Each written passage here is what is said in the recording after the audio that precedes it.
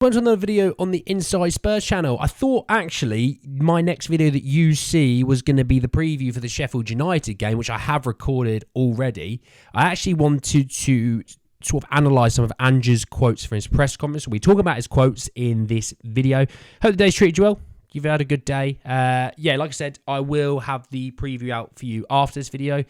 And ahead of this video, I have uploaded a video surrounding Radu Dragujin to Napoli and AC Milan moving for Emerson and how that's progressing. So go back and watch that if you missed it. Stay alert for the preview. And if you are new, subscribe. You're very much welcome to join us for the journey. So let's talk his quotes. I won't be talking about injury news from his quotes or anything like that. It's just not relevant for this video. That'll be in the preview. So he talked about Tuesday night and has said that Tuesday night was the worst experience he has ever had as a football manager, because once he realised he got it wrong and the fans were actually rooting for Man City, he had real anxiety that if Spurs took a hiding, his integrity would have been questioned. And this is a man that is a proud man with an amazing journey through football and as a coach, a man who, you know, he's been through a lot, you know, as a person, as a human, and I totally get how he wouldn't have wanted it to come across for integrity loss. I completely understand that, and I do get that. And you all know I am very pro Ange, probably more so than the majority of fans completely. In this community, we are mostly pro Ange. There's a few people that kind of aren't as keen or not sure, which I get. You're not going to have everyone behind a manager. There's not everyone's behind every manager. I've seen fans not behind Klopp, which that confuses me because, you know, had we not had Ange, I'd take Klopp in a heartbeat at Spurs. Good Lord. But, you know, not every person's going to like their own club. There's fans that don't like Man City, that are fans of Man City. Yes, there are fans. So I get it. So he said that. He also said, I hold my hand up. I got it wrong. I was here the day before the game and I sort of mocked the whole thing. Look, people going, he doesn't know the history of Arsenal and Spurs. He doesn't get the rivalry. He was the manager of Celtic. Now, if you don't understand the Celtic Rangers derby and that history, please go Google it and you'll understand that is a huge rivalry. It's a huge derby. Forget the league that they're in. Forget it's the Scottish League. Just look at the history of the two. You want to talk bad blood? That is bad blood. So he truly gets rivalry. So I don't want to hear that he doesn't, because he does. Maybe he was a bit naive and thinking that, you know, Spurs wanted to win the game. Maybe it was that, you know, but to say he doesn't understand the rivalry, you don't understand football. This is really good because I think a lot of people that have commented on my videos have said he doesn't actually understand adaptation. He doesn't actually want to adapt. He just wants his plan A to be plan A, B, C, D, and E. He talked about using the false nine against Man City, and he said, there's a misconception about me that I've got one plan. I've probably used every formation and system going over the years, usually many in a game. I've seen it this season. He's changed his system. I've seen it quite a few times that he's been forced into because of injuries. You look at Manchester United away. He played Bentancur in Maddison's role, but he was still box to box. And yeah, longer on, Bentancur was bloody good that day. But you know, he's had to at times, you know, change his system because of injuries. A lot of people go, yeah, but he could have done Mickey van der Ven at left back. We had Ben Davies. Ben Davies is a literal left back. He is the backup left back. I don't get why people think Mickey van der Ven should have started. It's like going, well, look, Mickey's injured. We've got Dragujin. Oh, no, put Ben Davies in. It doesn't make any sense, does it? You see what I mean? Come on. Be better. He mentioned about the issues inside the club. He didn't sort of specify as to what they are, but he said, no, the inside issues haven't been resolved in 2 days. Shock news. Something that is embedded into people hasn't changed in 48 hours. It's to be expected, you know. Look, be a Spurs fan all you want, but also do your job. You know what I mean?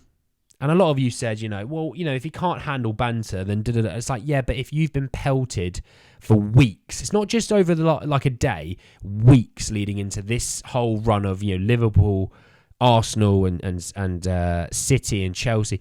You've been pelted, you know, talking about how, you know, or, you know, this result could favour Arsenal, you know, this result could favour X. And then, you've got your own, club staff saying things. You've got people behind the bench, berating and abusing. I'd be annoyed. He's all the right in the world to be annoyed. They asked him whether what's happened this week has made him more determined to turn Spurs into winners. He said, "No, mate, I've been determined from day one. Nothing changed. I haven't been deterred if that's what people are worried about." Oh, chef's kiss. That is an absolutely brilliant quote. That is a guy who, he knows his worth. He knows what he's about. He knows, what he needs to get done. He knows how to win. And I love that quote so much. That is a guy who, he came into this club with some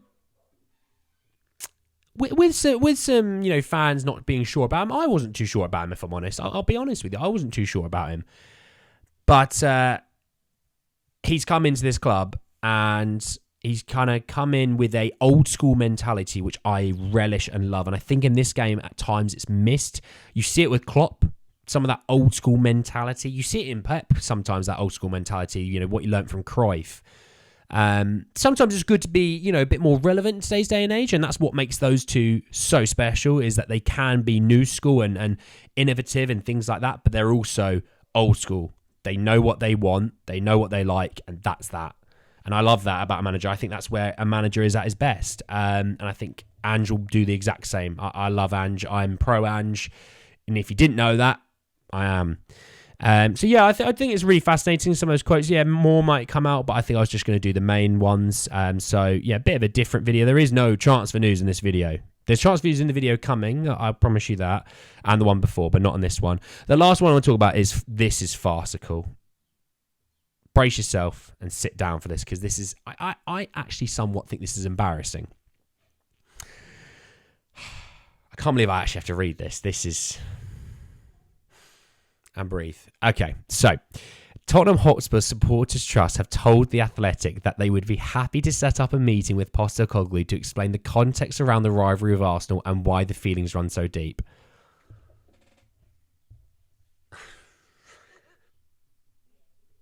Like, what on earth? You lads are shocking. That is... Oh my God. Can you imagine how awkward that would have been for Ange to sit there and go, "You are done, right? You're done. Okay, cool. Let me explain to you the Old Firm derby. Okay, let me explain to you the derbies that I've been a manager of. Shockingly, I'm a person who likes Liverpool, and I know about the Everton and Manchester United. And oh my God, the Sports Trust there it's a fat L, and I don't see anyone that has actually liked this and thought this was a good idea. It's the amount of people who've gone, there's bigger things the trust should be talking about to the club too. Is moving on that hard, so patronising. What's this? This is great. Even an Arsenal fan went, yes, because the former manager of Celtic Football Club doesn't understand the concept or rivalries. I mean, even Arsenal fans are actually sort of understanding, lads, do you know what his history is, right? It's embarrassing that the supporters club, that you've taken a fat L. Please do not think you speak for the fans now, because that is an embarrassment. Good Lord Almighty. A little bit of something different there, a little bit of more of in-depth on looking at quotes and things like that. He's come out and held his hands up. He actually has come out and been accountable. For the fans that are a little bit soft, he's been accountable, but he's also come out there swinging on other things and swinging on his principles, swinging on what he wants to achieve at this club. So fans that think he might leave, he's not going to leave. He is still motivated. He's still Ange, big Ange, and I am very much an Ange guy. All right, I'd run through a brick wall for that man. I can just feel, when I read that quote, I was like, let's have it. I'm ready for this. So a little bit of a different one. I hope you did enjoy it. Drop a like on the video. If you did, hit me in the comment section your thoughts, feelings about all those quotes. The supporter trust, embarrassment and all that. Obviously, subscribe to the channel if you're new and hit the bell notification for more. But guys, in the video, I'll see you all very, very soon. Take care, guys.